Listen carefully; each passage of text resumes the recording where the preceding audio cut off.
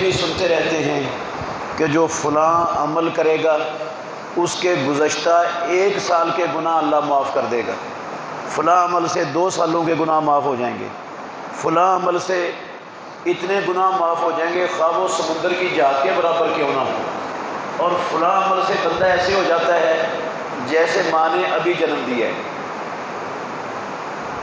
ہم یہ احادیث سن کر نا ہم یہ سمجھ بیٹھتے ہیں کہ ہم نے یہ عمل کر لیے، لہذا ہمارے گناہوں کا پچھلا حساب و کتاب سارا صاف ہو گیا، سارے گناہ ختم ہو گئے۔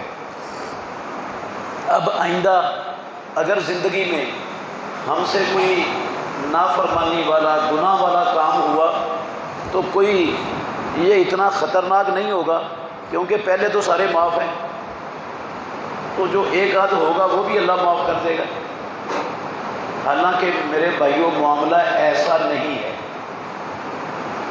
یہ 1 سال کے گناہوں کی معافی، 2 سالوں کے گناہوں کی معافی، سمندر کی جھاگ کے برابر گناہ معاف اور پچھلے سارے گناہ معاف، یہ ان گناہوں کی بات ہے،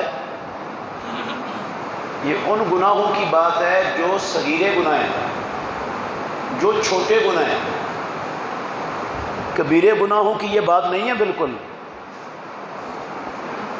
جو کبائر ہیں وہ نہ رمضان کے روزوں سے، نہ رمضان کے قیام سے، نہ لیلۃ القدر کے قیام سے، نہ عاشورے کے روزے سے، نہ عرفے کے روزے سے، نہ وضو سے، نہ نماز سے، نہ جمعے سے، نہ عمرے سے، نہ حج سے، کسی نیکی سے کبیرے گناہ کوئی نہیں معاف ہوتے۔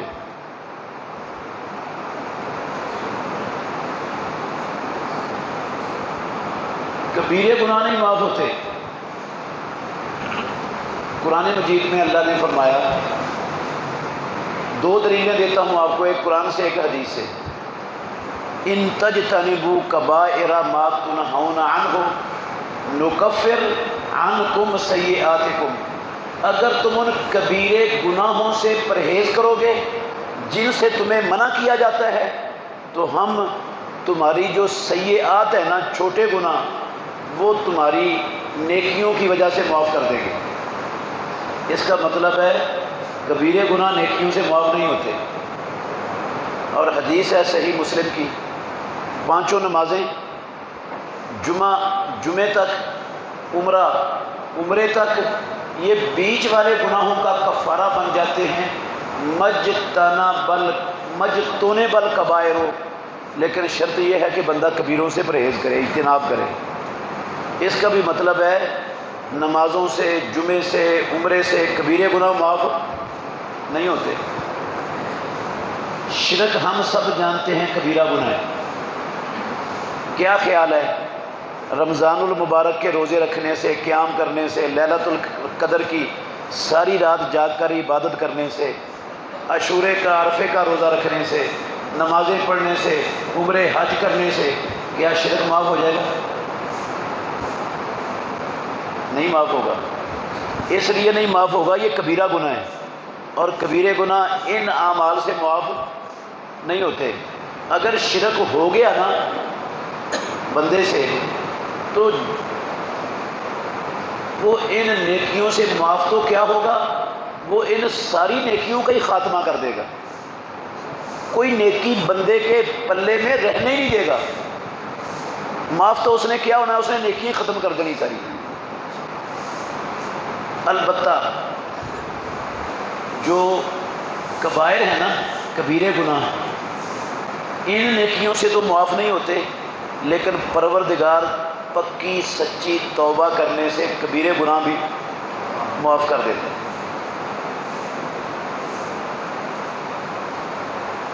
صرف معافی نہیں کرتا، وہ کبائر کو نیکیوں میں بھی تبدیل کر دیتے ہیں۔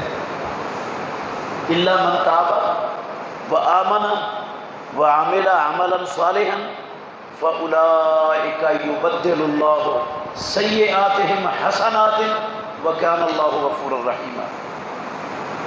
جو پکی سچی توبہ کر لے گا، ایمان والا بن جائے گا، نیک عمل شروع کر دے گا، اللہ اس کے گناہوں کو نیکیوں میں تبدیل کر دے گا۔ ویسے ایک بات یاد رکھیں، صغیرے گناہ پتہ کون سے ہوتے ہیں اور کبیرے کون سے ہوتے ہیں؟ لفظ تو ہم عام سنتے ہیں لیکن کبھی غور نہیں کیا۔ صغیرے گناہ وہ ہوتے ہیں جن سے اللہ نے اور اللہ کے رسول نے روکا ہے، لیکن ان کے کرنے پر کسی قسم کی کوئی وعید، کوئی سزا یا لعنت یا اس طرح کی کوئی چیز مرتب نہیں کی۔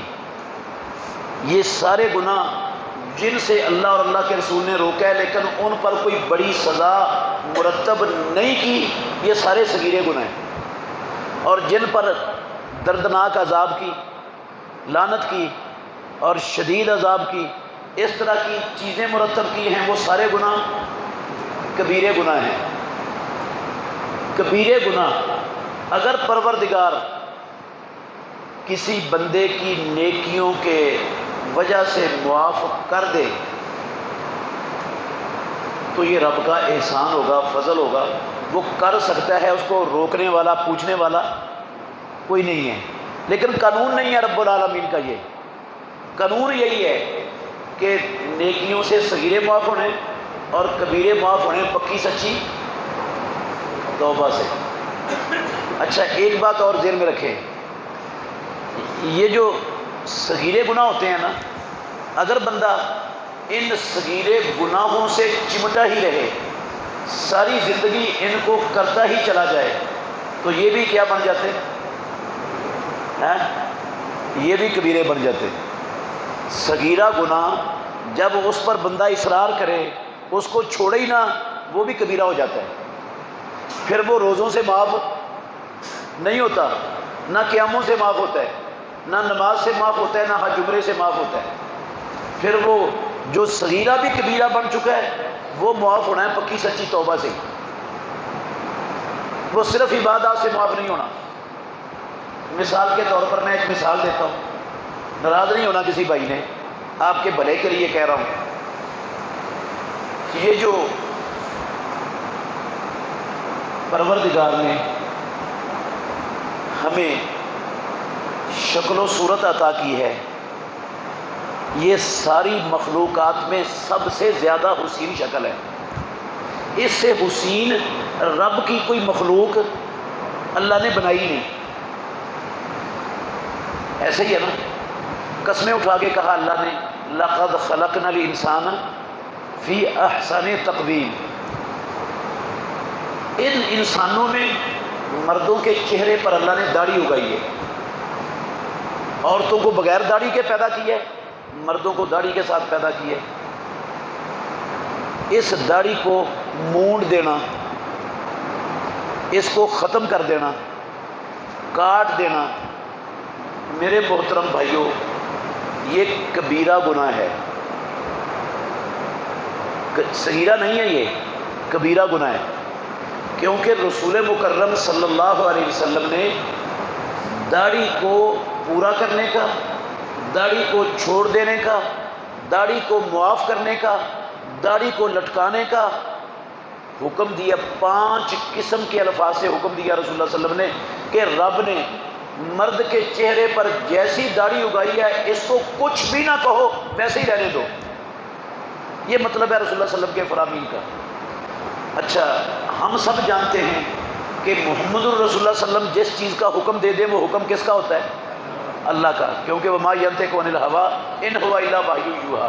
اور اللہ کے رسول کا حکم مسلمان پر فرض ہوتا ہے، صرف سنت نہیں ہوتا، فرض ہے، فرض ہے۔ اور جو رسول اللہ صلی اللہ علیہ وسلم کے حکم کی مخالفت کرتا ہے فَلْيَحْذَرِ الَّذِينَ يُخَالِفُونَ عَنْ أَمْرِهِ أَن تُصِيبَهُمْ فِتْنَةٌ أَوْ يُصِيبَهُمْ عَذَابٌ أَلِيمٌ۔ ان لوگوں کو ڈر جانا چاہیے جو محمد الرسول اللہ صلی اللہ علیہ وسلم کے حکم کی مخالفت کرتے ہیں کہ وہ کسی بڑے فتنے میں مبتلا نہ ہو جائیں یا رب ان کو دردناک عذاب کا ایندھن نہ بنا دے۔ آپ کہیں گے نہیں یہ کوئی اتنا بڑا مسئلہ نہیں، کون سا اسلام داڑھی میں رکھا ہوا ہے یہ صغیرہ گناہ ہی ہیں، چلو میں چند منٹ کے لیے مان لیتا ہوں صغیرہ ہے، اختلاف ہو سکتا ہے۔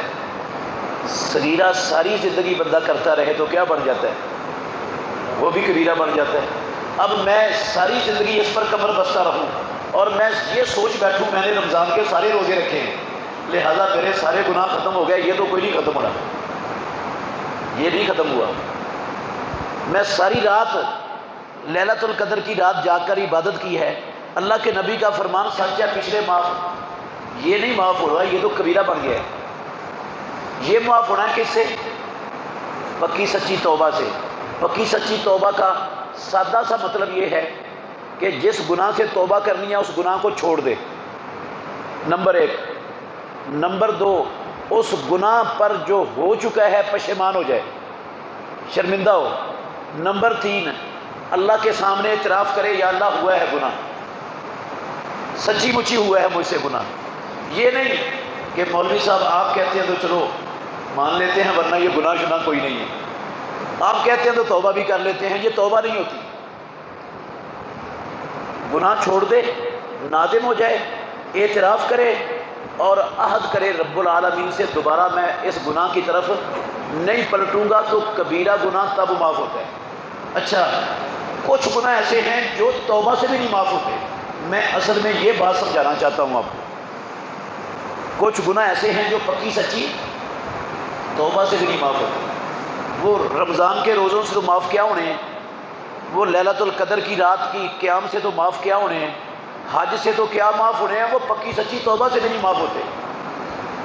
میرے بھائیوں، یہ وہ گناہ ہیں جن گناہوں سے انسانوں کے حقوق تلف ہوتے ہیں۔ حقوق العباد جن گناہوں سے تلف ہوتے ہیں نا، وہ کسی نیکی سے اور کسی توبہ سے نہیں معاف ہوتے۔ چند گناہوں کی ایک مثال دوں گا میں آپ کو۔ باپ فوت ہو جاتا ہے، ہمارے معاشرے میں عام ہے، الا ماشاء اللہ کوئی بچا ہوا ہوگا۔ باپ فوت ہو جاتا ہے، باپ کی وفات کے بعد بیٹے وہ باپ کی ساری جائیداد آپس میں بانٹ لیتے ہیں، بیٹیوں کو، اپنی بہنوں کو ان کا حصہ دیتے ہی نہیں۔ اگر کوئی بہن حصہ مانگتی ہے نا تو اس کو دھمکی لگاتے ہیں، حصہ لینا ہے یا بھائی رکھنے ہیں، حصہ لینا ہے یا ماں باپ کا دروازہ کھلا رکھنا ہے۔ وہ بیچاری کیا کہے گی آگے سے؟ اس نے تو یہی کہنا ہے کہ میں نے تو بھائی رکھنے ہیں، میں کیا کرنا ہے حصہ؟ میں کون سا انسان ہوں؟ کون سا میرے ساتھ پیٹ لگا ہوا ہے؟ کون سی میری اولاد ہے؟ یہ تو سارا کچھ رب نے تمہارے ساتھ لگایا ہے، انسانی ضروریات تمہاری ہیں، میں کون سی انسان ہوں؟ میں تو بھائی رکھنے ہیں، مجھے کیا لگے حصے سے؟ اس نے یہی کہنا ہے، حصہ تم لے لو، میں نے تمہیں چھوڑ دیا۔ وہ یہ کہنے میں مجبور ہے، اس لیے مجبور ہے، وہ بیگانے گھر میں ہوتی ہے۔ اگر خامن طلاق دے دیتا ہے، گھر سے نکال دیتا ہے، اس نے کہاں جانا ہے؟ کون سا ٹھکانا ہے اس کے پاس؟ آخر کار بھائیوں کا گھر ہی ہے نا، ماں باپ کا گھر ہے، تو ان کو رکھنا تو اس کی مجبوری ہوتی ہے۔ انصاف سے بتائیے، آپ اللہ کے گھر میں بیٹھے ہو، کیا اس طرح دھمکی دے کر بلیک میل کر کے کسی سے معاف کروانے سے معاف ہو جاتا ہے؟ یہ جو ہم خوش ہو جاتے ہیں نا اس کے بعد کہ ہماری بہنوں نے ہمیں چھوڑ دیا ہے، معاف کر دیا ہے، معاف ہو گیا ہے، اللہ کی قسم کوئی نہیں معاف ہوتا۔ یہ جو حق ہم نے اپنی بہنوں کا مارا ہے، ساری زندگی روزے رکھے رمضان کے، ساری زندگی رمضان کے قیام کریں، ساری زندگی لیلۃ القدر کی راتیں پوری راتیں جا کر عبادت کریں، ساری زندگی حج عمرے کریں، ساری زندگی توبہ استغفار کی تسبیحاں پڑھیں۔ اللہ کی قسم اٹھا کے کہتا ہوں، یہ جو حق تلف ہوا ہے بہن کا، یہ کسی نیکی سے نہیں معاف ہوتا، نہ کسی توبہ سے معاف ہوتا ہے۔ میں اس کی 3 دلیلیں آپ کو دوں گا بڑی زبردست۔ اچھا، یہ معاف کرنے والا عجیب معاملہ ہے، مجھے آپ بتائیں، ماشاءاللہ سمجھدار ہیں، بھائی ہیں سارے خوشحال، کاروبار بھی ان کے چلتے ہیں، ہر چیز رب نے ان کو دی ہوئی ہے، کوئی چیز کمی نہیں ہے۔ بہنیں ہوں اگر گھر میں تنگ دست اپنے ہیں، خامد ان کا محنت مزدوری کرتا ہو، بچے زیادہ ہوں، اس کی محنت مزدوری کی آمدن سے اس کے اخراجات بھی پورے، جائز اخراجات بھی پورے نہ ہوتے ہوں، تو کیا خیال ہے آپ کا؟ باپ کی وفات کے بعد وہ کہے گی کہ میں نے اپنا حصہ بھائیوں کو معاف کر دیا؟ کیوں جی، میں نے چھوڑ دیا؟ کیسے کہے گی؟ وہ پہلے خوشحال ہے، وہ تنگ دست ہے، اس کو بھی ضرورت ہے، وہ نہیں کہے گی۔ ہاں اگر کہے گی نا چھوڑ دیا ہے، اس کے پیچھے یہی ہوگا کہ بھائی چھوٹ جائیں گے، ماں باپ کا دروازہ بند ہو جائے گا، لعن تان اور ملامت سننی پڑے گی معاشرے میں۔ ہندوانہ تہذیب ہے نا، وہ اس وجہ سے کہتے کہ میں نے چھوڑ دیا۔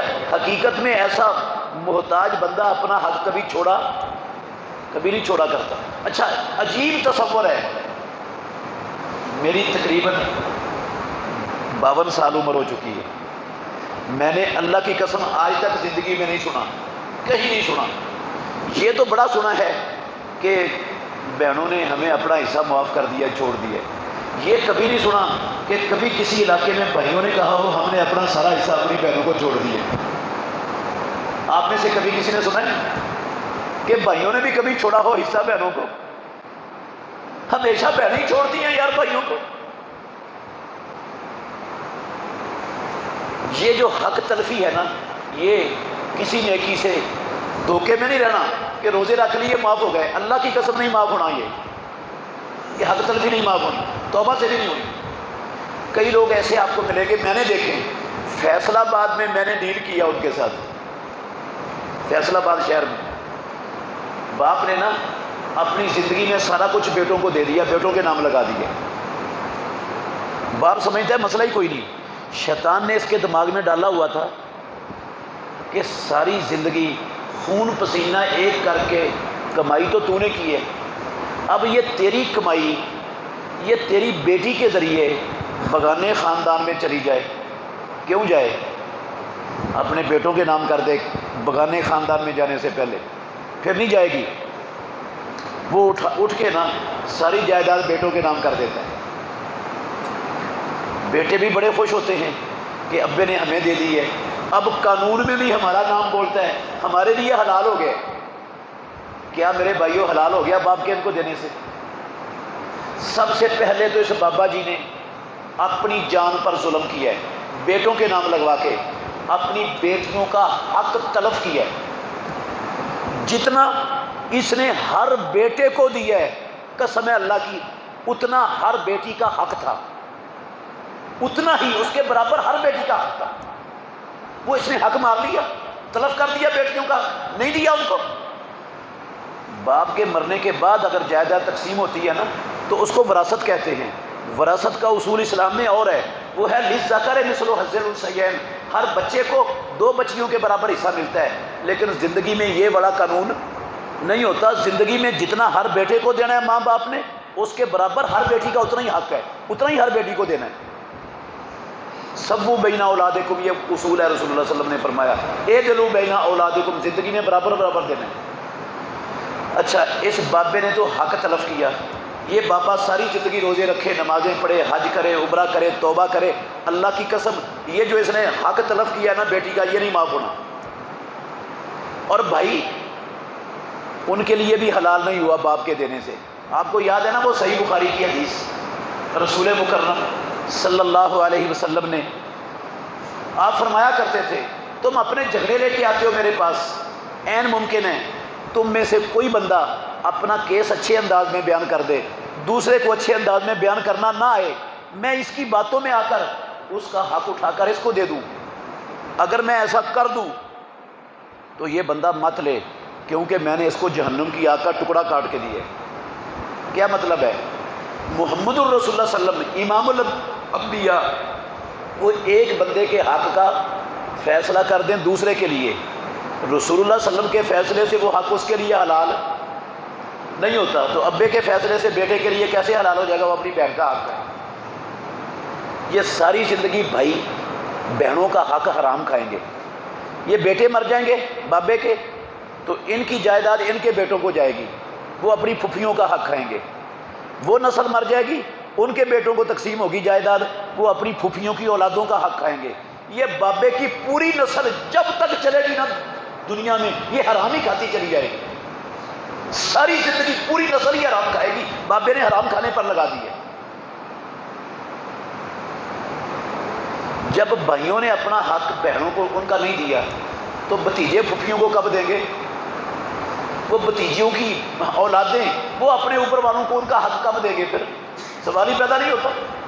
اور جو ساری زندگی حرام کھائے گا، جو نسل جس کی ہڈیاں حرام کھا کے بنے گی، گوشت اس کے جسم پر حرام کھا کے چڑھے گا، کیا پروردگار اس کی دعا سنے گا کبھی؟ کیا اللہ اس کی زکوٰۃ صدقہ خیرات قبول کرے گا کبھی؟ صدقہ تو حرام مال سے رب قبول ہی نہیں کرتا، حرام مال تو رب کے ہاں قبول ہی نہیں، حرام خور کی دعا بھی قبول نہیں پروردگار کے۔ ہم سمجھتے ہیں یہ کوئی بڑا مسئلہ نہیں، حالانکہ بہت بڑا مسئلہ ہے۔ یہ جو حق تلفی ہے یہ تو توبہ سے بھی نہیں معاف ہوتی۔ ایک اور مثال سن لیں، ہم مسلمانوں کا ملک ہے پاکستان، ایسا ہی ہے نا، لا الہ الا اللہ کے نام پر بنا ہے، 98% مسلمان آبادی ہے ماشاءاللہ۔ آپ کا کوئی حق ہے کسی پر، آپ وہ حق لینے کے لیے گورنمنٹ کے کسی ادارے میں جاتے ہیں، آپ کو بغیر رشوت کے حق مل جاتے ہیں پاکستان میں۔ آپ کا ذاتی پلاٹ ہے، آپ کو وراثت میں ملا ہے، آپ کے نام ہے، اس کی آپ کو فرد چاہیے، آپ فرد لینے کے لیے پٹواری کے پاس جاتے ہیں، کیا پٹواری بغیر رشوت کے آپ کو آپ کے پلاٹ کی فرد دے گا؟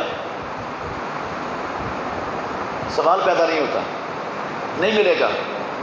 کیا خیال ہے یہ جتنے افسران ہیں ہمارے ملک میں، کیا ملک کا خزانہ انہیں ان کی پوری سیلری ادا نہیں کرتا؟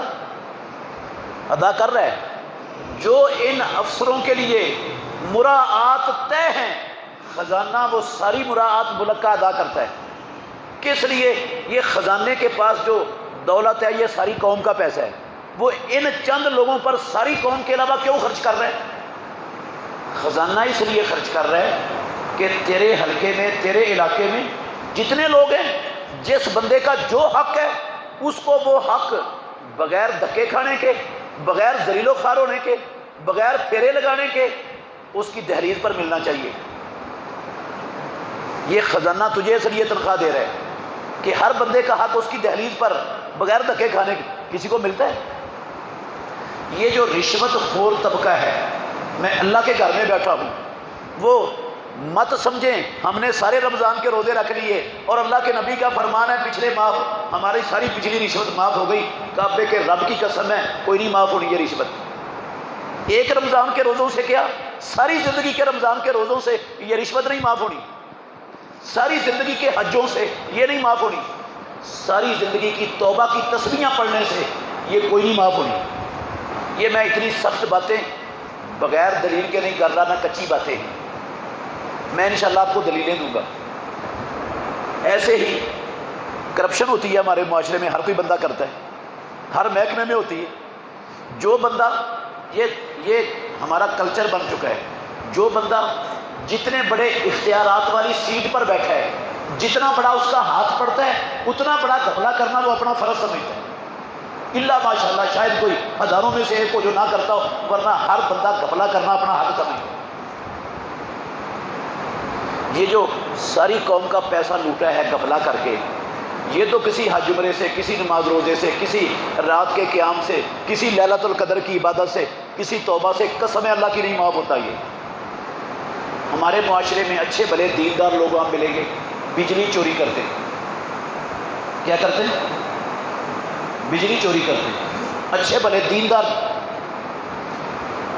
سارا مہینہ ڈٹ کے بجلی استعمال کرتے ہیں بے دریغ، جب مہینے بعد وہ میٹر ریڈر آتا ہے نا، اس کو پیسے دیتے ہیں، وہ میٹر ریورس کر دیتے ہیں۔ یہ بجلی چوری ہے۔ وہ کہتے ہیں ہم حکومت ہم پر ناجائز ٹیکس لگاتی ہے، وہ ظلم کرتی ہے، لہذا ہم بھی حکومت کا مال چوری، حالانکہ یہ حکومت کا مال نہیں، یہ تو عوام کی چوری ہے۔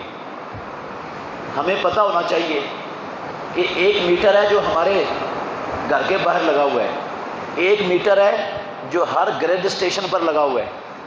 جو گریڈ اسٹیشن والا میٹر اس گریڈ اسٹیشن کو بتاتا ہے کہ یہاں سے کتنے یونٹ پورے علاقے میں سپلائی ہو چکے ہیں۔ وہ جو ماہانہ بل تیار ہوتے ہیں نا، وہ ہمارے میٹروں سے جو ریڈنگ جاتی ہے اس پر نہیں ہوتے، وہ اس میٹر پر تیار ہوتے ہیں جو اس نے سپلائی کیے ہوتے ہیں علاقے میں. ادھر سے گئے ہیں 1000 یونٹ مثال کے طور پر، اور ان کے میٹر بتا رہا ہے کہ 2000 یونٹ یہاں سے سپلائی ہوئے ہیں. انہوں نے 1000 کے بل نہیں بنانے، کتنوں کے بنانے؟ 2000 یونٹ کے. میں نے مثلا 10,000 کی بجلی استعمال کی، ٹھیک ہے، میٹر ریڈر کو 2000 روپیہ دیا، اس نے میٹر گھما دیا، 1000 روپیہ بل آ گیا، 3000 میں فرق. باقی جو 7000 ہے وہ کس نے بھرے؟ وہ ساری عوام نے بھرے. یہ سارا جو چوری شدہ یونٹ ہوتے ہیں نا، وہ پورے بلوں کے اندر ایڈجسٹ ہو جاتے ہیں. یہ ٹی وی فیس ہے، یہ فیول ایڈجسٹمنٹ فیس ہے، یہ نیلم جیلم سرچارج ہے، یہ فلاں. آپ دیکھیں اپنے بلوں میں یہ ٹیرف ہر روز بدلتا ہے، ہر مہینے بدلتا ہے.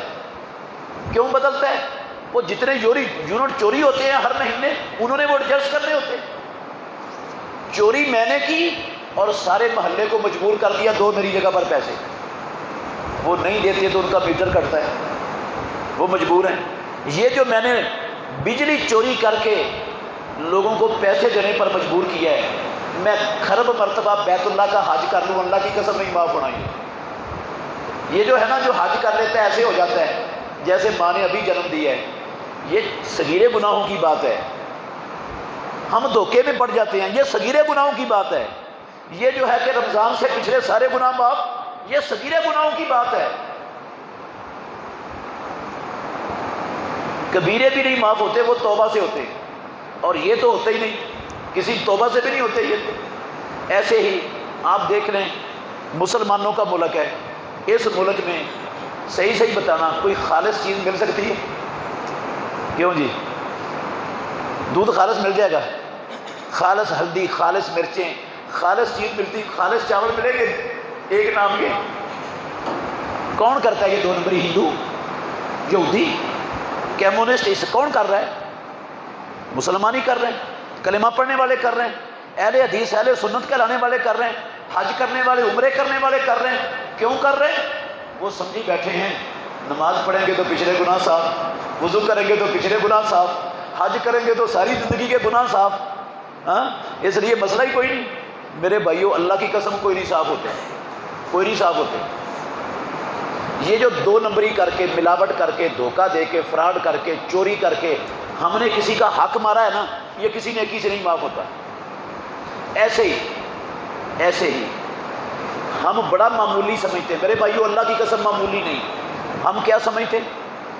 کسی بندے کی عیب اور خرابی کو ہم لوگوں کے سامنے بیان کر دیتے ہیں، اور مزے لے کے مجلسوں میں اس کی خرابیوں کا، اس کے عیبوں کا ذکر کرتے ہیں. مزہ بڑا آتا ہے غیبتیں کرنے سے، اور بدگمانی کی بنیاد پر ہم دوسروں پر بڑے بڑے الزام بھی لگا دیتے ہیں. مسئلہ ہی کوئی نہیں ہوتا، پتہ دلیل کوئی نہیں ہوتی، صرف بدگمانی ہوتی ہے، اس پر آپ الزام لگا دیتے ہیں دوسرے پر. گالی گلوچ تو ہمارے معاشرے میں ماں بہن کی گالیاں تو مسئلہ ہی کوئی نہیں، یہ کوئی بری شے ہے ہی نہیں. کیا غیبت کرنے سے، بہتان باندھنے سے، گالی دینے سے انسان کا کوئی حق تلف ہوتا ہے کہ نہیں بھلا؟ کیوں جی؟ بندے کا کوئی حق مارا جاتا ہے کہ نہیں؟ کون سا حق مارا جاتا ہے؟ ہر بندے کو پروردگار نے اپنی زمین پر عزت سے جینے کا حق دیا ہے. عزت ہر بندے کا حق ہے جو رب نے اس کو عطا کی ہے. وَلَقَدْ كَرَّمْنَا بَنِي آدَمَ. اور میں اس بندے کی برائیاں بیان کر کر کے، اس پر الزام لگا کے معاشرے میں اس کی عزت خراب کر رہا ہوں. تو جو رب نے عزت سے جینے کا حق دیا، میں نے تو برائیاں کر کے اس کی وہ تلف کر دیا. یہ حق تلفی نہیں روزوں سے معاف ہونی. یہ غیبتیں، یہ چگلیاں، یہ گالیاں، یہ بہتان، اللہ کی قسم چگلی سے بھی حق تلف ہوتا ہے. جس طرح عزت ہر بندے کا حق ہے، امن اور سلامتی سے اللہ کی زمین پر جینا یہ بھی ہر انسان کا حق ہے. کافر کو بھی رب نے امن سلامتی سے جینے کا حق دیا دنیا میں، کافر کو بھی دیا ہے. پیارے پیغمبر نے کہا ابو داود میں اور ترمذی میں حدیث ہے، خبردار کتوں کو قتل مت کرو. بلا وجہ کتوں کو قتل کرنا جائز نہیں ہے. کتے کو بھی اس کا مطلب ہے امن سے جینے کا حق ہے. انسان کو نہیں ہوگا؟ جب ہم چغلی کریں گے دو لوگوں کے درمیان، دو خاندانوں کے درمیان، دو بھائیوں کے درمیان، اور یہ کوشش ہو کہ یہ لڑ پڑیں آپس میں، وہ لڑیں گے تو امن و سلامتی کا حق رہے گا یا تلف ہو جائے گا؟ جب وہ لڑیں گے آپس میں تو امن و سلامتی تو گئی ہوگی۔ یہ والے گناہ نہیں معاف ہوتے۔ دلیلیں سن لیں، 3 دلیلیں دیتا ہوں آپ کو، بہت سننے والی ہیں اور یاد رکھنے والی ہیں۔ پہلی دلیل یہ ہے، حدیث لمبی ہے، اس کا ایک حصہ ہے سنن نسائی میں، رسول اللہ صلی اللہ علیہ وسلم نے فرمایا مجھے قسم ہے اس ذات کی جس کے ہاتھ میں میری جان ہے، اگر تم میں سے کوئی بندہ اللہ کی راہ میں قتل کر دیا جائے، اللہ اسے زندگی دے دے وہ پھر قتل کر دیا جائے، اللہ پھر زندگی دے دے وہ پھر قتل کر دیا جائے، چوری کرتا ہوا قتل نہیں ہوا، ڈاکہ مارتا ہوا قتل نہیں ہوا، کسی برادری یا بننے اور پلاٹ کے جھگڑے میں لڑتا ہوا قتل نہیں ہوا، قتل ہوا ہے اللہ کی زمین پر اللہ کا دین غالب کرتے ہوئے، اللہ کے دشمنوں سے لڑتے ہوئے جام شہادت نوش کی ہے، 1 مرتبہ نہیں 3 مرتبہ کیا ہے۔ اور پیارے پیغمبر نے فرمایا وَعَلَيْهِ دَيْنٌ، اس بندے پر ہو قرض۔ یہ جو 3 مرتبہ اللہ کے دین کی سربلندی کے لیے اللہ کے دشمنوں کے ہاتھوں قتل ہوا ہے، یہ 3 مرتبہ جام شہادت نوش کرنے والا اس بندے پر ہو قرض، لا يدخل الجنت حتی یقضى عنہ دینہ، رسول اللہ صلی اللہ علیہ وسلم نے فرمایا جب تک اس کا قرضہ نہیں اترتا یہ 3 مرتبہ شہید ہو کر بھی نہیں جا سکتا جنت میں، یہ نہیں جا سکتا۔ قسم اٹھا کے کہا ہے رسول اللہ صلی اللہ علیہ وسلم نے یہ بات۔ اچھا غور کرنا، ہم بھی مخاطب ہیں، قیامت تک آنے والے سارے مخاطب ہیں پیارے پیغمبر کے اس فرمان کے، لیکن سب سے پہلے مخاطب بھلا کون تھے؟ صحابہ۔ کیا مطلب ہوا پھر؟ اگر ہو صحابی رسول، میں اور آپ نہیں، نگہبان پورے کے رہنے والے نہیں، صحابی رسول ہو، مدینے کا باسی، اللہ کی راہ میں ہو جائے شہید، 1 مرتبہ نہیں 3 مرتبہ جامع شہادت نوش کر جائے، اور اس صحابی پر 3 مرتبہ جامع شہادت نوش کرنے والے بندے پر ہو قرض، تو یہ صحابی شہید ہو کر بھی جنت میں نہیں جاتا جب تک اس کا قرضہ نہیں اترتا۔ اس سے صحابی نہیں جا سکتا، میں اور آپ چلے جائیں گے جنت میں، ہم پر کسی کا قرض ہوا تو صحابہ کے مقابلے میں ہماری حیثیت کیا ہے؟ میرے بھائیوں ہم کیا چیز ہیں؟ کیا چیز ہیں؟ اللہ اکبر۔ قرض کیوں نہیں معاف ہوتا؟ یہ بندوں کا حق ہے۔ یہ کن کا حق ہے؟ بندوں کا حق نہیں معاف ہوتا، یہ نہیں معاف ہوتا، شہادت سے بھی معاف نہیں ہوتا۔ حالانکہ پیارے پیغمبر کا سچا فرمان ہے شہید ہونے والے کے خون کا قطرہ، قسم ہے اللہ کی، وہ بعد میں زمین پر گرتا ہے، پروردگار اس کے سارے گناہ پہلے معاف کر دیتا ہے، لیکن بندوں کے حقوق نہیں معاف شہید۔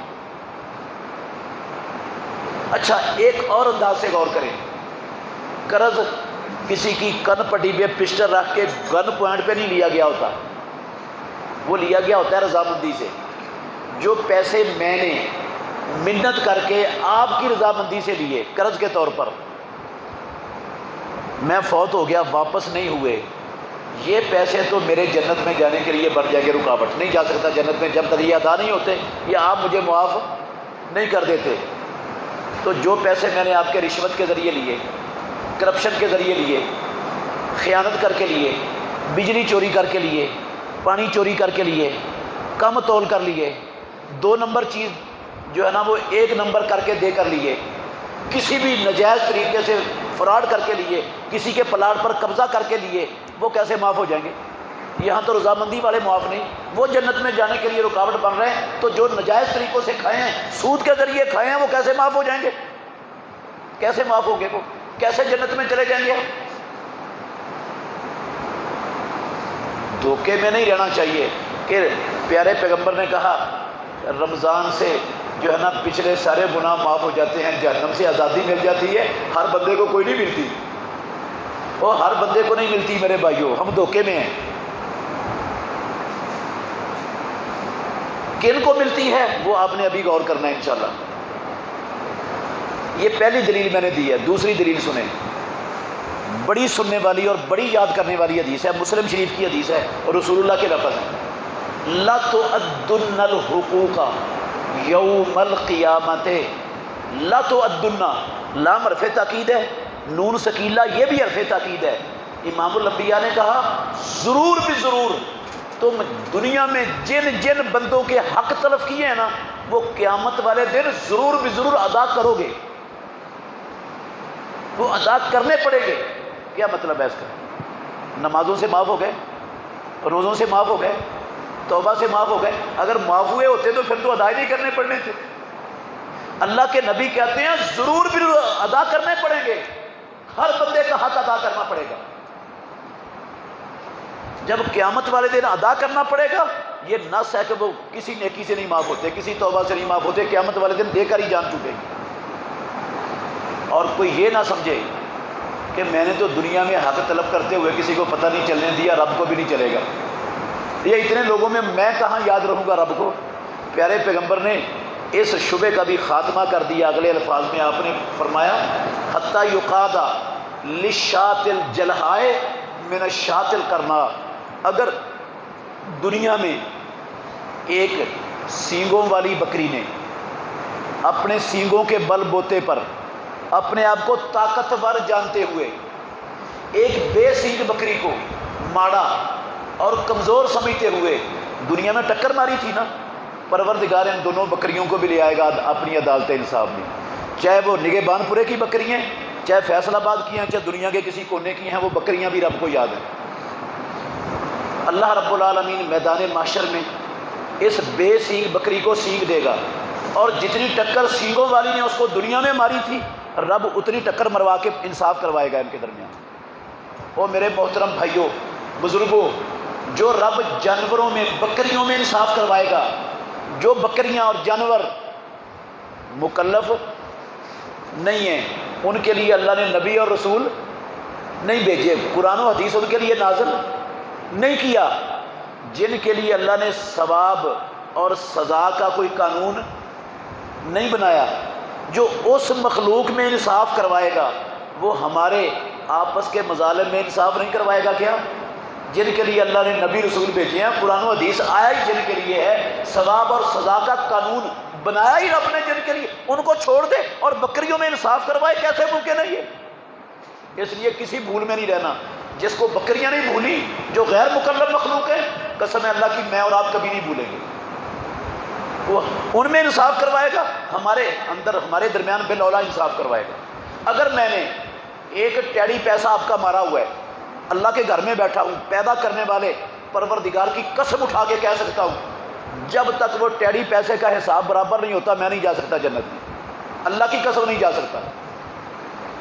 یہ کوئی اتنا سادہ سا آسان سا مسئلہ نہیں ہے جتنا ہم نے سمجھا ہوا ہے معاشرے میں۔ ایک ٹیڑی پیسہ آپ کا میں نے دینا ہے، نہیں جا سکتا جنت میں جب تک وہ ٹیڑی پیسے کا حساب نہ برابر ہو معاشرے میں۔ تیسری حدیث سنیں، سب نے سنی ہوئی حدیث، آتی بھی ہوگی انشاءاللہ آپ کو، لیکن ہم غور تھوڑا کرتے ہیں، غور نہیں کرتے۔ پیارے پیغمبر نے پوچھا جانتے ہو مفلس کون ہے؟ جی اللہ کے نبی، جس کے پاس درہم و دینار نہ ہو، ساز و سامان نہ ہو، پیسے نہ ہو، وہ مفلس ہے۔ آپ نے فرمایا نہیں، میری امت کا مفلس کون ہے؟ سنو، من یاتی یوم القیامت بصلاۃ و صیام و زکوٰۃ، جو قیامت کے دن آئے گا اس نے زندگی میں ایک نماز نہیں چھوڑی ہوگی، رمضان کا ایک روزہ قضا نہیں کیا ہوگا، زکوٰۃ میں 1 روپے کی زندگی میں کبھی ڈنڈی نہیں ماری تھی، نمازیں بھی پوری ہیں، روزے بھی پورے ہیں، زکوٰۃ بھی پوری ہے، حج بھی کیا ہے، عمرہ بھی کیا ہے، رات کا قیام بھی کیا ہے، لیلۃ القدر کی عبادت بھی کی ہے، نیکیوں کے پہاڑ لے کے آیا ہے۔ کیا لے کے آیا؟ نیکیوں کے پہاڑ۔ لیکن کس حالت میں آیا ہے؟ قد ضرب ھذا وشتم ھذا وقذف ھذا واکل مال ھذا وسفک دم ھذا، اس حالت میں آیا ہے کہ فلانے کو اس نے بلا وجہ مارا تھا، ناجائز مارا تھا، اس کو ماڑا کمزور سمجھتے ہوئے اپنا جو ہے نا روب جمایا تھا اور مارا تھا اسے۔ کون مارتا ہے؟ خامن بھی بیوی کو بلا وجہ مارتا ہے، بڑے معاشرے میں ہمارے ہوتا ہے، ماڑی ہے نا وہ عورت کمزور ہوتی ہے بیچاری، یہ مرد ہے چھوٹی چھوٹی باتوں پر ہاتھ اٹھا کے پٹائی شروع کر دیتا ہے، اللہ کی قسم اٹھا کے کہتا ہوں یہ جو پٹائی کی ہے نا یہ کسی توبہ سے نہیں معاف ہونی، یہ کسی رمضان کے روزے سے نہیں معاف ہونی جو نجائز بیوی کو مارا ہے۔ ہم اپنے چھوٹے بچوں کو بلا وجہ خام خواہ نجائز مار دیتے ہیں، بے شک وہ اپنا بچہ ہے، معافی نہیں ملنی۔ استاد قاری صاحب مسجد میں بچوں کو لاشیں ڈال دیتا ہے مار مار کے چھوٹی چھوٹی بات پر، یہ کسائی، اللہ کی قسم یہ اس کو معافی کوئی نہیں ملنی، کسی روزے سے نہیں یہ معاف ہونا۔ ٹیچر استاد کا، اسکول کا ٹیچر استاد وہ بچوں کو نجائز مارتا ہے، کوئی بڑا بن کر کسی کو کمزور سمجھ کے مارتا ہے، مکہ مارتا ہے، تھپڑ مارتا ہے۔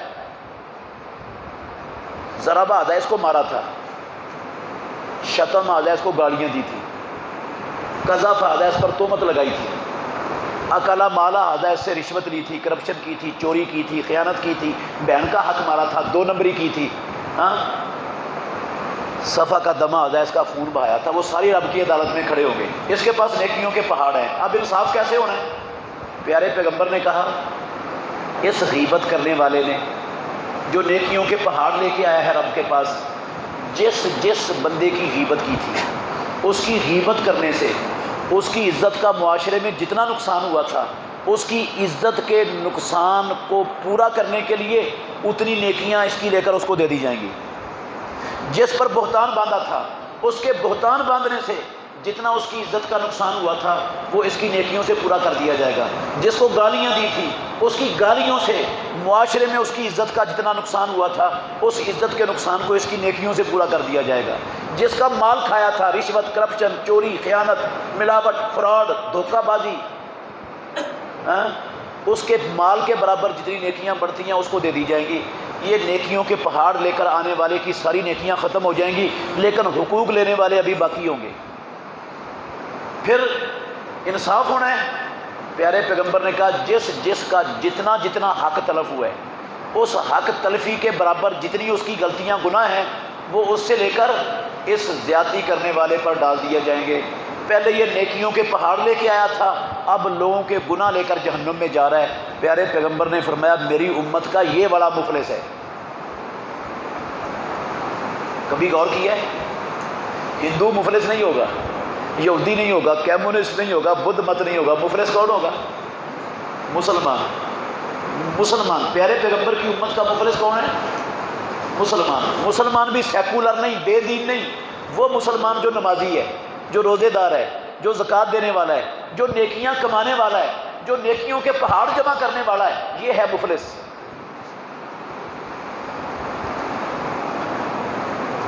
ابھی آپ نے تھوڑا سا غور کرنا ہے، کیا خیال ہے؟ یہ حدیث آپ نے سنی ہے، نیکیوں سے حقوق العباد معاف ہو گئے؟ کیوں جی؟ معاف نہیں ہوئے، بلکہ جس طرح شرک زندگی میں بندے کی ساری نیکیوں کو کھا پی جاتا ہے نا، قسم ہے اللہ کی یہ جو ہم سے حقوق العباد تلف ہوئے ہیں نا، یہ میدان معاشر میں ہماری ساری نیکیوں کو پی جائیں گے، ساری نیکیوں کو یہ حقوق العباد پی جائیں گے، کوئی نیکی پلے نہیں رہنے دیں گے، الٹے گناہ چڑھ جائیں گے، جہنم میں جانا پڑے گا۔ یہ کوئی میں نے ضعیف حدیث نہیں سنائی، مسلم شریف کی حدیث سنائی ہے آپ کہیں گے واقعتاً یہ مسئلہ تو بڑا حساس ہے، ہم نے تو کبھی غور ہی نہیں کیا اس پر، ہم تو معمولی سمجھتے ہیں ان باتوں کو۔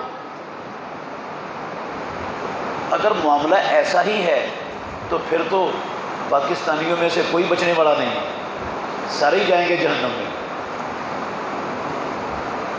ہم بھی نہیں بچ سکتے۔ ہم نے بھی بڑی غیبتیں کی ہیں، بڑی حق تلفیاں ہوئی ہیں، نیکیاں تو ہمارے پلے میں ویسے ہی تھوڑی سی ہیں، تو یہ تھوڑی سی نیکیاں تو چلی جائیں گی حقوق العباد میں، اور گناہ بھی چڑھ جائیں گے، تو جہنم تو کنفرم ہے پھر ہمارے لیے۔ نہیں میرے بھائیوں، اللہ کی قسم اٹھا کے کہتا ہوں جہنم کوئی کنفرم نہیں ہے۔ پریشان نہیں ہونا، یہ باتیں سن کے جہنم کنفرم نہیں ہے۔ رب ہمیں جہنم میں ڈالنا پسند نہیں کرتا، قسم ہے اللہ کی، رب بچانا چاہتا ہے اور بچ سکتے ہیں، ہم بچ سکتے ہیں۔ یہ حقوق العباد والے گناہ بھی معاف ہو جائیں گے، حقوق العباد والے گناہ بھی معاف ہو سکتے ہیں۔ آپ کہیں گے ابھی آپ نے قسمیں اٹھا کر کہا نہیں معاف ہونے، توبہ سے بھی نہیں ہونے، نیکیوں سے، اب آپ نے کہنا شروع کر دیا ہو جائیں گے معاف۔ ہاں میرے بھائیوں، توبہ سے نہیں ہونے، قسم اللہ کی نہیں ہونے، کسی نیکی سے معاف نہیں ہونے، کسی حج عمرے نماز روزے سے یہ حقوق معاف نہیں ہونے، نہ توبہ سے ہونے۔ ان کی معافی کا طریقہ اور ہے اسلام میں۔ نیکیاں اور توبہ یہ طریقہ نہیں ہے، طریقہ اور ہے، اور طریقے سے معاف ہونے ہیں یہ۔ وہ طریقہ کون سا ہے؟ وہ بھی پیارے پیغمبر کے فرمان کا ترجمہ سنیں گے تو آپ کو طریقہ سمجھ آ جائے گا۔ آپ نے فرمایا من کانت لہو مظلمۃ لاخیہ من عرضہ او من شیء فلیتحللہ منہ اليوم قبل اللہ یکون دینار ولا درہم۔ جس بندے سے کسی انسان کا کوئی حق تلف ہوا ہے وہ مرنے سے پہلے پہلے اس کو اس کا حق واپس کر دے، لوٹا دے، یا اس سے معاف کروا لے۔ اگر اس کو واپس کر دیا ہے تو معافی ملے گی کہ نہیں؟ جہنم کنفرم ہے پھر۔ یہ تو معافی کا رستہ رب نے دیا ہوا ہے۔ توبہ سے نہیں ہونا، یہ معاف ہونا ہے کیسے؟ کر کے، واپس کر کے، لوٹا کر، یا اس سے معافی مانگ کر۔ میں یہ سمجھتا رہوں کہ روزے رکھ لیے سب کچھ معاف ہو گیا، نہ میں کبیرے گناہوں سے پکی سچی توبہ کروں، نہ میں حقوق العباد واپس کروں، تو اللہ کی قسم میں دھوکے میں ہوں، اپنے آپ کو دھوکہ دے رہا ہوں۔ کوئی کھاتا صاف نہیں ہوا پچھلے گناہوں والا، کوئی بخشش نہیں ہے رمضان میں، کوئی جہنم سے آزادی کا سرٹیفکیٹ ملنے والا نہیں ہے۔ ایسی شکل میں میرے اوپر لوگوں کے حقوق ہے اور بغیر مجھے وہ ادا کیے سرٹیفکیٹ مل جائے جنت کا، جہنم سے آزادی کا۔ آپ نے فرمایا جس دن ہاتھ میں درہم و دینار نہیں نہ ہوں گے اس دن کے آنے سے پہلے پہلے واپس کر دو۔ مطلب ہے زندگی میں واپس چوری کی ہے لوٹا دو، بہنوں کا حق مارا ہے فوری طور پر ٹیلی پیسے کا حساب کر کے سیدھا کر دو، خزانے سے مال لوٹا ہے سارا مال خزانے میں لوٹا دو، 2 نمبریاں کی ہیں جن سے کا مال کھایا لوٹا دو اسے۔ آپ کہیں گے نہیں سمجھ آئی بات۔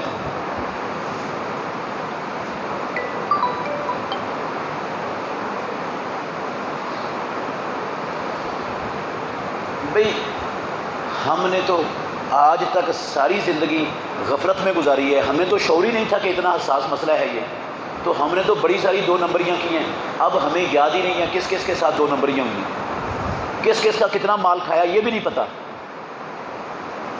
سود کے ذریعے تو پتہ ہی نہیں چل سکتا کس کا کتنا کھایا گیا۔ یہ بجلی چوری، پانی چوری، کرپشن سے پتہ نہیں کس کا کتنا کھایا ہے، کیسے واپس کریں؟ جن کا تو پتہ ہے ان کو تو کر دیں گے واپس، تو جن کا پتہ نہیں ان کو کیسے لوٹائیں؟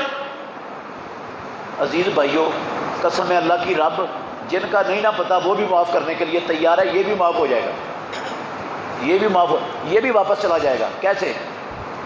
ہر بندہ موٹا سا اندازہ لگا سکتا ہے کہ میں نے جو غفلت کی زندگی بسر کی ہے، جب سمجھ نہیں تھی، شعور نہیں تھا، میں نے اندازاً مثال کے طور پر 1 لاکھ روپیہ لوگوں کا کھایا ہوگا۔ میں اپنے آپ میں حساب کرنے کے بعد طے کر لوں کہ میں نے 1 لاکھ نہیں 2 لاکھ ادا کرنا ہے سب کا۔ کیسے ادا کرنا ہے؟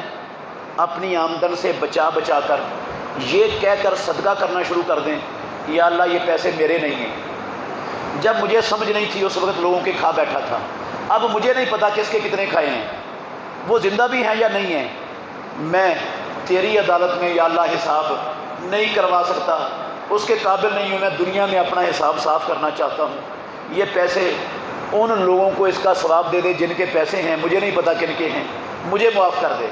انشاءاللہ رب یہ بھی معاف کر دے گا، یہ بھی معافی مل جائے گی، کیونکہ رب جہنم سے بچانا چاہتا ہے۔ آپ کہیں گے ابھی بھی نہیں پوری بات سمجھ آئی۔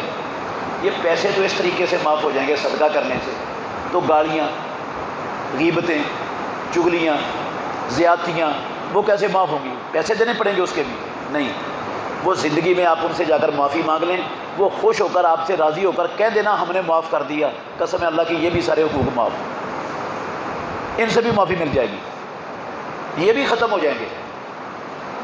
آپ کہیں گے یہ بھی بات نامکمل ہے، بھئی کئی تو فوت ہو گئے ان میں سے، کئیوں سے ہمارا رابطہ ہی ختم ہو گیا جن کے ساتھ ایسا کیا ہے، ان سے کیسے معافی مانگیں؟ فوت شدگان سے کیسے معافی مانگیں؟ جن کا پتہ ہی نہیں کہاں ہے ان سے کیسے معافی مانگیں؟ بھئی ان کا بھی طریقہ ہے طریقہ ان کا، جب تک زندہ ہیں جن کی غیبتیں کی ہیں، گالیاں دی ہیں، ہاتھ سے زیادتیاں کی ہیں، ان کے لیے اب مرتے دم تک دعائیں مانگیں اللہ سے۔ ان کے لیے کیا مانگیں؟ یا اللہ ان کے گناہ معاف کر دے، ان کے درجے بلند کر دے، ان کی نیکیاں قبول فرما لے۔ یہ تو کر سکتے ہیں کہ نہیں کر سکتے؟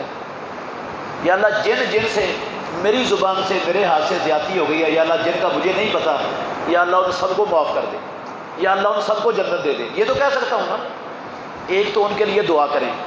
دوسرا، اگر کسی کا پتہ ہے کہ فلانے کے ساتھ یہ زیادتی ہوئی تھی مجھ سے لیکن وہ فوت ہو گیا ہے، یہ کہ اس کی کوئی خوبی ڈھونڈے۔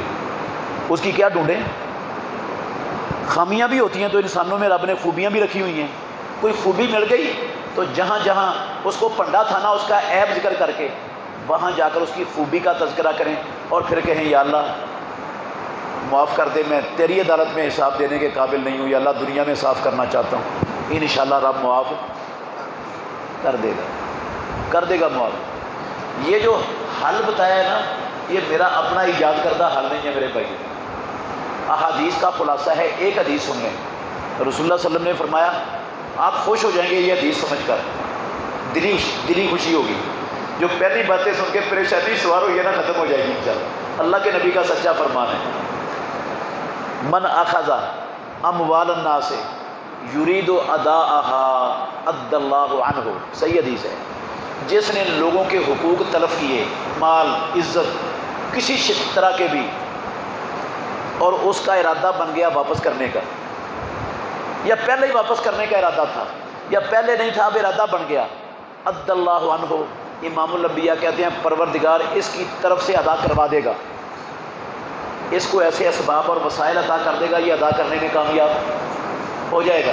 اور اگر نہ بھی نہ ہوا، کوشش اس نے شروع کر دی تھی، فیصلہ کر لیا تھا کہ حساب دنیا میں ہی کرنا ہے، رب کی عدالت میں نہیں، قدم اس نے بڑھا دیا تھا، لیکن موت کا وقت تو اٹل ہے، وہ آ گیا، ابھی حقوق ادا نہیں ہوئے تھے، پہلے فوت ہو گئے۔ قسم اٹھا کے کہتا ہوں رب العالمین کی، اگر خلوص دل سے واپسی کا عزم کر لیا تھا نا، قدم بڑھا دیا تھا، حقوق نہیں بھی اترے، موت آ گئی ہے، تو مرنے کے بعد بھی جن کے حق تھے نا، پروردگار اپنے فضل سے ان کو راضی کروا دے گا، ہمیں معافی دلوا دے گا، معافی مل جائے گی۔ یہ معنی ہے اس کا، عد اللہ عنہ، دنیا میں نہیں تو مرنے کے بعد بھی رب ادا کروا دے گا، یہ رب پر معاملہ چلا جائے گا، پھر آپ پر نہیں ہے، کیونکہ آپ نے جو کچھ آپ کے پاس تھا وہ پیش کر دیا ہے، اب معاملہ اللہ پر ہے۔ لیکن اس کا اگلا حصہ حدیث کا، وَمَنْ أَخَذَ أَمْوَالَ النَّاسِ يُرِيدُ إِتْلَافَهَا أَتْلَفَهُ اللَّهُ، یہ دو نمبریاں کرنے والے فراڈیے بے شمار ہیں ہمارے معاشرے میں، حاجی بھی ہیں، قسم اللہ کی ایک نمبر فراڈیے بھی ہیں۔ یہ جو ہے نا واپسی کا ارادہ نہیں، کہتے ہیں یہ مولویوں کی باتیں ہیں، ایسے ہی یہ کوئی ماننے موننے والی نہیں، خام کا ڈراتے رہتے ہیں، کوئی مسئلہ نہیں ہے، کوئی حساب و کتاب نہیں ہونا۔ وَمَنْ أَخَذَ أَمْوَالَ النَّاسِ يُرِيدُ إِتْلَافَهَا، واپسی کا کوئی ارادہ نہیں، چلاکی کر رہا ہے، أَتْلَفَهُ اللَّهُ، پیارے پیغمبر کہتے ہیں اللہ اس کا بیڑا غرق کر دے گا، دنیا بھی برباد ہو جائے گی، عقبہ بھی برباد ہو جائے گی، واپسی کی توفیق ہی نہیں ملے گی، وسائل ہی نہیں آئیں گے کہ واپس کر سکے، دنیا بھی برباد، عقبہ بھی برباد۔ میرے بھائیوں، یہ فیصلہ ہمارے اپنے ہاتھ میں ہے، ہم نے فیصلہ کرنا ہے کہ ان حقوق العباد کا حساب دنیا میں کر کے جانا ہے یا رب سے کروانا ہے۔ کیا خیال ہے آپ نے کیا کرنا ہے فیصلہ؟ اللہ کے پاس جانا یا جا کے حساب دینا ہے یا دنیا میں کرنا ہے؟ تو پھر آج سے تہیہ کر لو، انشاءاللہ کسی کا ایک ٹیری پیسہ حق نہیں رکھنا، سب سارا ادا کرنا ہے، ٹھیک ہے؟ جن سے زبان یا ہاتھ سے زیادتی ہوئی ان سے معافی بھی انشاءاللہ مانگ لینی، مانگیں گے نا معافی؟ معافی مانگنے سے بندے کی عزت خراب نہیں ہوتی۔ پیارے پیغمبر نے کہا ما تواضع احد للہ الا رفعہ اللہ، جو کسی کے سامنے نیچے ہو جاتا ہے نا، رب اس کو اونچا کر دیتا ہے، بےزتی نہیں ہوتی۔ معافی مانگنے میں فائدہ ہے، ابھی حساب کروانے میں اللہ کی قسم آسانی ہے، ابھی تو ہمارے پاس ہے کوئی مال شال ہم دے دیں گے، وہاں تو نیکیاں دینی پڑیں گی، اور ایک نیکی 100 کھرب کی بھی نہیں ملے گی وہاں پر، اور 100 کھرب ڈالر خرچ کر کے قسم اللہ کی کوئی ایک نیکی نہیں دے گا۔ ساری دنیا کا مال آپ کسی سے کہیں لے لے ایک نیکی دے دے، وہ ساری دنیا کا مال لے کر بھی ایک نیکی نہیں دے گا، وہاں بڑا مہنگا سودا ہوگا، یہ نیکیاں دینی پڑیں گی حقوق العباد پر۔ ابھی موقع ہے، پیسے دے کر اپنا حقوق چھڑوا لیں اپنے آپ میں۔ تو کر لیا فیصلہ یہ۔ دوسری گزارش یہ کرنی ہے، میں نے منوا تو نہیں سکتا، گزارش کر سکتا ہوں، منت کر سکتا ہوں آپ کی، اللہ سے دعا کرتا ہوں یا اللہ ان کے دل کھول دے، یا اللہ ان کے سینے کھول دے، دلوں کو نرم کر دے۔ آج کے بعد تہیہ کر لیں کہ انشاءاللہ ہم نے کسی کا ایک ٹیڑی پیسہ بھی نجائز نہیں کھانا آج کے بعد، نہ آج کے بعد کسی کی غیبت کرنی ہے، نہ گالیاں نکالنی ہیں، نہ کسی پر بہتان باندھنا ہے بدگمانی کی بنیاد پر۔ بھئی میں غیبت کروں کسی کی، مجھے ملے گا کیا؟ کبھی غور کیا ہے کیا ملے گا؟ مجھے کوئی تنخواہ دے گا؟ موٹا ہو جاؤں گا۔ کعبے کے رب کی قسم ہے، اگر میں کسی کی غیبت کروں گا نا تو میں تو اپنی نیکیاں اس کو دینے کا بندوبست کروں گا، یا اس کے گناہ اٹھانے کا بندوبست کروں گا، اس کا کچھ نہیں بگڑے گا، میں تو اپنا بیڑا غرق کر رہا ہوں، اپنا بیڑا غرق کر رہا ہوں کہ غیبتیں کر کے ملتا کیا مجھے رب نے اس لیے بھیجا ہی نہیں کہ میں لوگوں کی خرابیاں اچھالتا پھروں معاشرے میں، یہ میری ڈیوٹی نہیں لگائی، یہ میرا کام ہی نہیں ہے، میں کیوں کروں گا جو میرا کام نہیں؟ بس ایک آخری بات ہے، یہ میں بڑے دکھ سے کہہ رہا ہوں، بہت دکھ سے کہہ رہا ہوں، IMF، ورلڈ بینک، یہ بڑے بڑے عالمی ادارے، قسم اللہ کی یہ پاکستان کے بدترین دشمن ہیں۔ یہ سود کے ذریعے ہمارا ستیہ ناش کرنے کا پورا ایجنڈا رکھتے ہیں، پورا ایجنڈا رکھتے ہیں۔ سود پر یہ قرضے زبردستی دیتے ہیں ڈنڈے کے زور پر، آپ نہ بھی نہ لیں، وہ کہتے ہیں نہیں لینے پڑیں گے، ڈنڈے سے قرضے دیتے ہیں سود پر، ان کا ستیہ ناش ہو، بیڑا غرق ہو جائے گی معیشت کا۔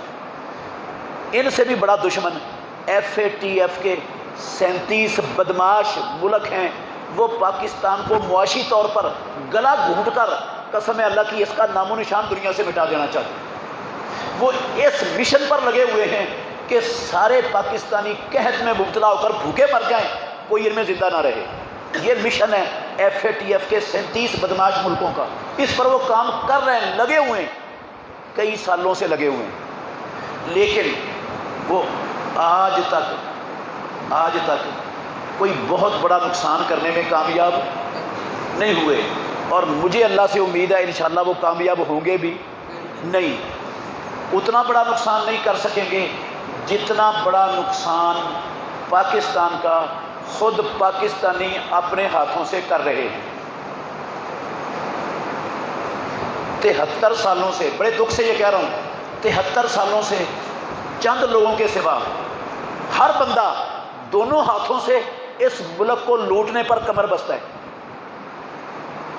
73 سالوں سے ہر بندہ لوٹ رہا ہے، نہ ملک کا احساس، نہ قوم کا احساس، نہ اپنا احساس۔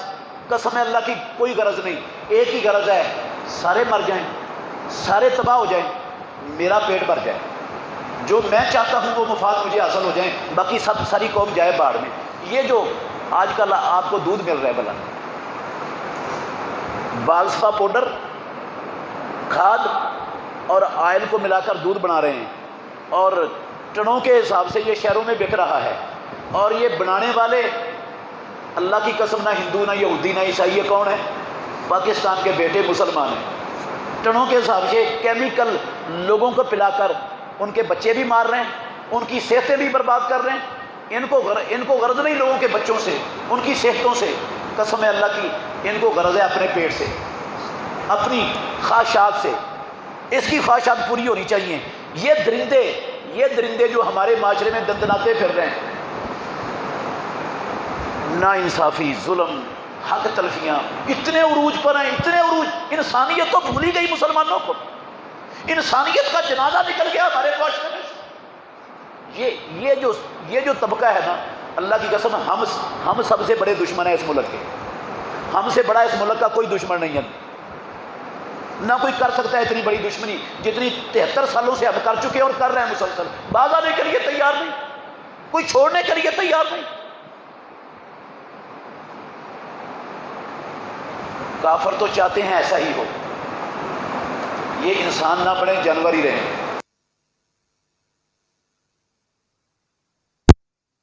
اس کو نظر بند کرو، یہ انسان بنا دے گا سب کو، یہ ان کے اندر انسانیت پیدا ہو جائے گی تو ان پر تو اللہ کی مدد آ جائے گی، ان کے ساتھ اللہ کی مدد ہوگی تو ہم ان کو زیادہ دیر غلامی میں نہیں رکھ سکیں گے۔ پہلے اس کے کہ کوئی انسان بنانے میں کامیاب ہو، اس کی باتوں کو لینے لگا، اس کی قیادت کو نظر بند کر دو، یہ نہ رہے گا۔ لیکن انشاءاللہ میرے بھائیوں، مایوسی والی اللہ کی قسم کوئی بات نہیں ہے۔ جتنا وہ مٹانے کے لیے زور لگا رہے ہیں، یہ کام کسی بندے کا نہیں، یہ کام رب کا ہے، وہ رب اس کو مٹنے، اس نے مٹنے کے لیے بھیجا ہی، اس نے غالب کرنے کے لیے بھیجا، اس نے انشاءاللہ غالب ہونا، اور مٹانے والوں نے دنیا میں عبرت کا نشان بننا ہے۔ یہ رب کا اٹل فیصلہ ہے، اس فیصلے میں کسی کو ذرا برابر بھی شک شبہ نہیں ہونا چاہیے۔ تو انہوں نے پابندیاں لگائی، انہوں نے بڑا محنتیں کی، بڑا کچھ کیا، جتنا انہوں نے ختم کرنے کی کوشش کی، رب نے اتنے ہی زیادہ رستے کھولے، اتنے ہی زیادہ رستے، جتنا کام ان مشکل ترین حالات میں ان کی آنے سے پہلے ہو رہا تھا، اس سے ڈبل کام اللہ آج اپنے بندوں سے لے رہے، بغیر نام کے لے رہے، ہم روکے گا آپ کے کام۔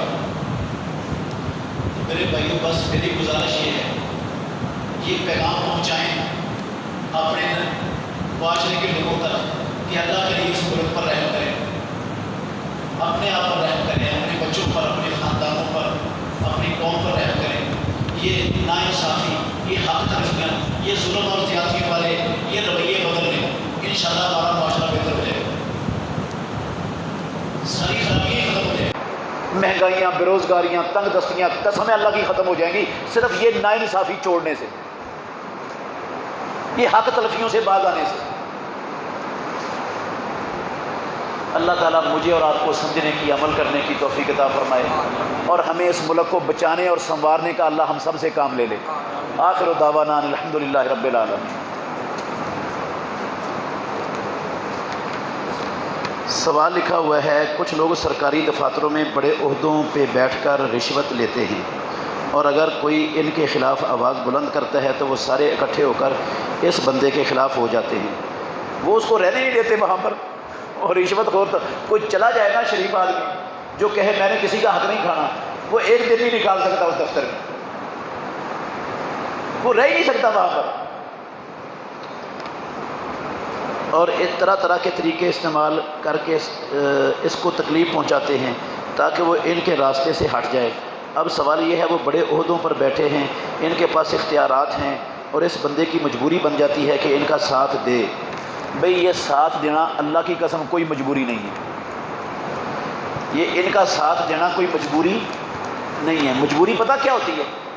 مجبوری ہوتی ہے جس سے بندے کی جان جانے کا اندیشہ پیدا ہو جائے، جان جا رہی ہو، اس کو کہتے ہیں مجبوری۔ تو اگر یہ وہ نوکری چھوڑ دیتا ہے، وہ سارے اس کے خلاف اکٹھے ہو گئے، یہ استعفیٰ دے کے آ جاتا ہے کہ میں تمہارے اس گند میں تمہارا مددگار نہیں بنوں گا، باڑ میں جائے نوکری، نہیں تو نہ صحیح، مر جائے گا بھوکا، یہ کیوں جی مر جائے گا؟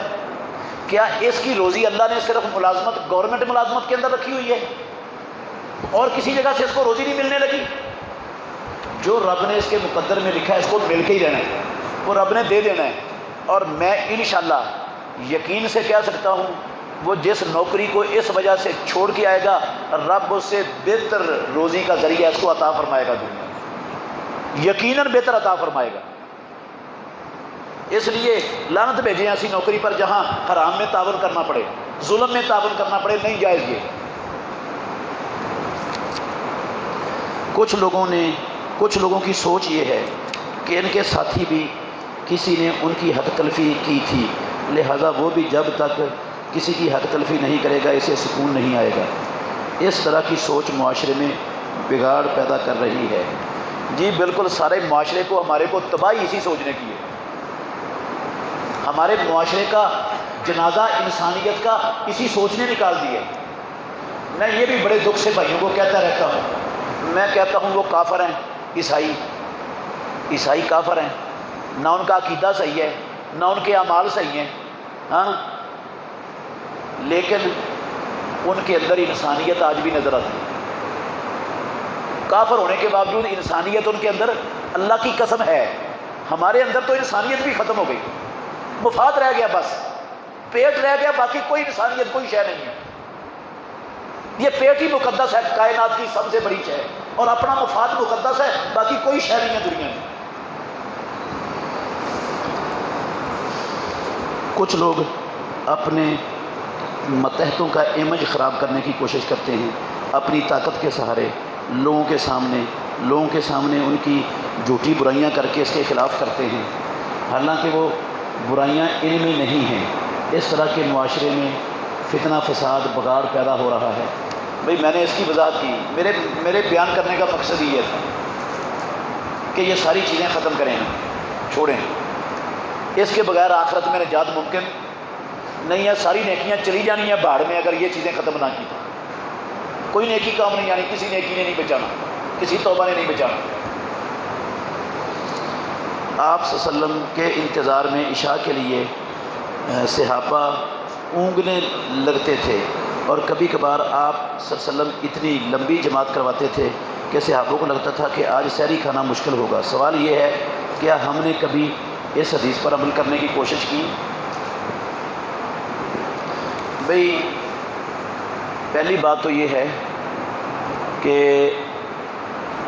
ہمارے معاشرے میں مساجد کے اندر ائمہ مقرر ہیں، اور وقت بھی نمازوں کا، جماعتوں کا وقت بھی مقرر ہوتا ہے، یہ کلاک لگے ہوتے ہیں، سب لوگوں کو پتہ ہوتا ہے اتنے بجے جماعت کھڑی ہونی ہے، قاری صاحب کو بھی پتہ ہے، سب لوگوں کو پتہ ہے۔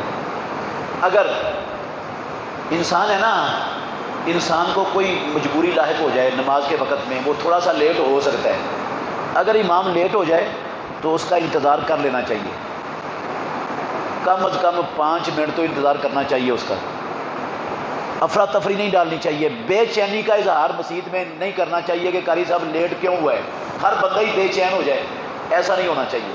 انتظار کریں، کیوں؟ اس لیے کہ جب تک آپ نماز کے انتظار میں ہیں، قسم اللہ کی پوری نماز کا اجر آپ کو رب العالمین عطا کر رہا ہے، وقت ضائع نہیں ہو رہا ہے، نماز کا پورا اجر مل رہا ہے۔ تو جو روزی اللہ نے آپ کے مقدر میں لکھی ہے، 5 منٹ 10 منٹ اگر لیٹ بھی ہو گئے تو اس سے ایک لقمہ بھی کم نہیں ہونا، وہ پھر بھی مل جانی ہے آپ کو، وہ پھر بھی مل جانی ہے۔ اس لیے پریشان نہیں ہونا چاہیے، نہ بے چین ہونا چاہیے، انتظار کر لیں، عمل کرنا چاہیے پیارے پیغمبر کے اس صحابہ کے اس طریقے پر۔ باقی رہا لمبی نماز، تو یہ سحری کے فوت ہونے کا جو ہوا ہے، یہ ایک دن کیا رسول اللہ صلی اللہ علیہ وسلم نے پوری نبوی زندگی میں، اور یہ رمضان المبارک کے آخری عشرے کی راتوں میں سے ایک رات میں کیا ہے۔ ہمیشہ یہ آپ کا معمول، ساری زندگی آپ کا معمول یہ نہیں تھا، پورے سال میں پوری نبوی زندگی ایک رات میں بھی آپ نے ایسا نہیں کیا، سوائے یہ رمضان کی آخری 10 راتوں کے۔ ان 10 راتوں میں ساری رات جا کر عبادت ضرور کی ہے، لیکن لمبا قیام صرف ایک مرتبہ کیا ہے، ایک رات میں، صرف ایک رات میں، جس میں صحابہ کو خطرہ پیدا ہو گیا کہ کہیں ہم سے سحری فوت نہ ہو جائے۔ تو اکیلا بندہ وہ لمبا کرنا چاہے اتنا قیام تو کر لے، اکیلا کر لے، لیکن پیارے پیغمبر نے یہ فرمایا لوگوں کو، لوگ بوڑھے بھی ہیں، وہ بیمار بھی ہیں، وہ ان کو اور بھی ضرورتیں ہوتی ہیں، تو کوئی امام کہہ کہ میں آج سنت زندہ کرنی ہے، سب کو کھڑے کر کے مارنا، یہ ٹھیک نہیں ہے، یہ کوئی فرض نہیں ہے۔ فجر رسول اللہ صلی اللہ علیہ وسلم، نماز فجر رسول اللہ صلی اللہ علیہ وسلم لیٹ جایا کرتے تھے، تو کہ ہم بھی مسجد میں لیٹ سکتے ہیں؟ لیٹ جایا کرتے تھے۔ بھئی فجر کی سنتوں کے بعد دائیں پہلو پر لیٹنا یہ رسول اللہ صلی اللہ علیہ وسلم کی سنت ہے، پیارے پیغمبر نے حکم دیا ہے، اذا صلی احدکم رکعتي الفجر فلیضطجع علی شقہ الایمن، رواہ مسلم، صحیح مسلم کی حدیث ہے، فجر کی سنتوں کے بعد دائیں پہلو پر چند لمحوں کے لیے لیٹنا یہ سنت ہے، اہتمام کرنا چاہیے اس کا۔ یہ سنت ہمارے معاشرے سے فوت ہو گئی ہے، ہم نے چھوڑ دی ہے، زندہ کریں سنت، سنتوں کے بعد چند لمحوں کے لیے دائیں پہلو پر لیٹا کریں۔ گھر میں بھی لیٹ سکتے ہیں، مسجد میں بھی لیٹ سکتے ہیں، کوئی گھر میں جو سنتے گھر میں پڑھتا ہے وہ گھر میں لیٹے، جو سنتے مسجد میں آ کر پڑھتا ہے اس کو مسجد میں لیٹنا چاہیے۔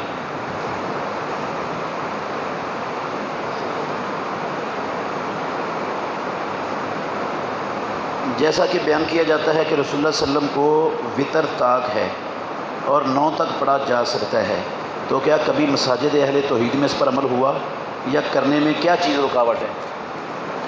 بھئی کوئی شے رکاوٹ نہیں ہے، کوئی شے رکاوٹ نہیں ہے۔ یہ جو 9 وطر پڑھے ہیں رسول اللہ صلی اللہ علیہ وسلم نے، یا 7 وطر پڑھے ہیں، یا 5 پڑھے ہیں ایک سلام سے، یہ آپ کی زندگی کا معمول نہیں تھا، یہ صرف جواز پیدا کرنے کے لیے آپ نے پڑھے ہیں، ورنہ زندگی بھر کا معمول یہی تھا کہ آپ 2 رکعتیں پڑھتے تھے اور آخر میں ایک وطر پڑھ لیتے تھے۔ معمول یہ تھا رسول اللہ صلی اللہ علیہ وسلم کا، ساری زندگی کا معمول یہ تھا، رمضان کا بھی غیر رمضان کا بھی، کہ 2 رکعتیں پڑھتے رہتے اور آخر میں ایک رکعت پڑھ لیتے۔ اور اگر کسی بندے کے پاس ٹائم کم ہے، رکعتیں بھی وہ 11 پڑھنا چاہتا ہے، ٹائم بھی کم ہے، اگر ہر 2 رکعت کے بعد تشہد بیٹھے گا تو زیادہ وقت لگے گا، تو وہ کہتا ہے میں اکٹھا ہی پڑھ لوں، تو جائز، اس بندے کے جواز کے لیے آپ نے یہ کام کیا ہے، یہ نہیں ہے کہ یہ سنت ہو گیا ہے، جواز کے لیے ہے، آپ کر لیں ایسا۔ سنت وہی ہے جس پر ہمیشگی کی ہے محمد رسول اللہ صلی اللہ علیہ وسلم نے۔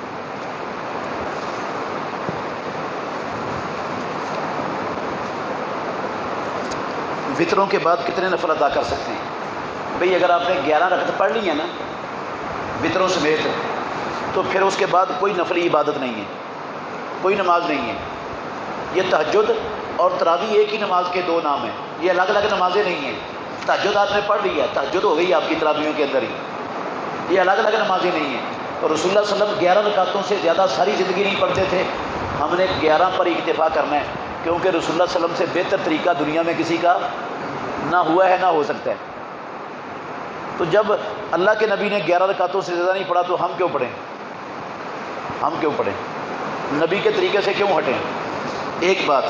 دوسری بات یہ ہے کہ آپ نے 11 رکعتیں پڑھ لی ہیں امام کے ساتھ، پھر آپ رات اٹھے ہیں اور آپ نے قرآن کی تلاوت کرنی ہے، اٹھ کر وضو کر کیا ہے، تو تحیۃ الوضو کے نام کی 2 رکعتیں پڑھ سکتے ہیں، تحیۃ الوضو کی 2 رکعتیں پڑھی جا سکتی ہیں۔ ایسے ہی اگر آپ آرام کے لیے لیٹ گئے تھے، پھر آنکھ کھلی ہے، 11 رکعت آپ عشاء کے ساتھ پڑھ چکے ہیں، مسجد میں آئے ہیں، تو تحیۃ المسجد کے نیت سے 2 رکعتیں پڑھ لیں، بے شک وہ 2 رکعتیں لمبی کر لیں، پارا 2 پارے کھڑے ہو کر اس میں پڑھ لیں، ٹھیک ہے یہ۔ لیکن یہ سمجھنا کہ نفلی عبادت جتنی کر لیں ٹھیک ہے، یہ درست نہیں ہے۔ اسباب والی پڑھ سکتے ہیں۔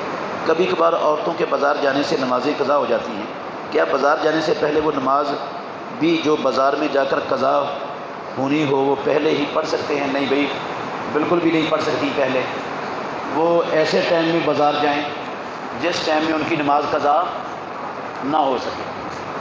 نماز قضا کرنا بڑا سنگین معاملہ ہے، نماز قضا کرنا بڑا سنگین معاملہ ہے۔ یہ ایسا وقت منتخب کرنا چاہیے کہ کوئی نماز قضا نہ ہو۔ یہ عورتوں کو تو یہ سہولت ہے نا، ان پر تو جماعت کے ساتھ نماز پڑھنا فرض ہے ہی نہیں، وہ کسی بھی ٹائم پورے وقت میں جب بھی پڑھ لے تو ان کو پورا اجر ملے گا۔ تو جب ان کو پورے ٹائم میں ہر وقت پڑھنے کا پورا، یہ تو بڑی زبردست سہولت ہے ان کے لیے، مردوں کو یہ سہولت نہیں ہے، وہ جماعت کے ساتھ پڑھنی ان پر فرض ہے۔ تو وہ قضا کرنے کی نہ مردوں کو گنجائش ہے نہ عورتوں کو گنجائش ہے کہ وہ نماز قضا ہونے دے۔ واقعہ معراج میں حضرت محمد صلی اللہ علیہ وسلم اور حضرت موسیٰ کی ملاقات کا واقعہ، جس میں نمازیں 50 سے 5 ہوئی۔ بھئی صحیح بخاری کی حدیث ہے یہ بھائیو، صحیح بخاری میں ہے، اصح الکتب بعد کتاب اللہ، اللہ کی زمین پر امت محمد کی قرآن مجید کے بعد سب سے صحیح ترین کتاب صحیح بخاری ہے، اور یہ حدیث صحیح بخاری میں ہے کہ اللہ نے 50 نمازیں فرض کی، پھر رسول اللہ صلی اللہ علیہ وسلم واپس آئے، موسیٰ علیہ السلام سے ملاقات ہوئی، تو موسیٰ علیہ السلام نے کہا میں نے اپنی قوم کا بڑا تجربہ کیا ہے، وہ 50 نمازیں نہیں پڑھیں گے، ابھی اپنے رب کے پاس جا کے کچھ تخفیف کروا لو۔ رسول اللہ صلی اللہ علیہ وسلم چلے گئے، اللہ نے 10 نمازیں کم کر دی، پھر موسیٰ علیہ السلام نے کہا یہ بھی نہیں پڑھیں گے، پھر گئے، اللہ نے 10 اور کم کر دی، پھر 10 اور کم کر دی، پھر 10 اور کم کر دی، پھر موسیٰ علیہ السلام کہنے لگے پھر جاؤ، پھر گئے، اللہ نے 5 اور کم کر دی۔ جب 5 رہ گئی نا، موسیٰ علیہ السلام نے کہا یہ بھی نہیں پڑھیں گے، میرا بڑا تجربہ ہے، اور تخفیف کروا لو، تخفیف ہو رہی ہے، پیارے پیغمبر نے فرمایا اب مجھے شرم آتی ہے، میں نے نہیں اب جانا۔ اللہ نے آرڈر جاری کر دیا، امضیت فریضتی لا یبدل القول لدی، اب جو میں نے آخری بات کہی وہ نہیں تبدیل ہوگی، میں نے اپنا فریضہ جاری کر دیا، 5 پڑھو گے میں پوری 50 کا اجر عطا کروں گا، لیکن ایسے کم نہیں ہونی۔ صحیح بخاری شریف کی حدیث ہے، کوئی شک شبہ نہیں ہے اس میں۔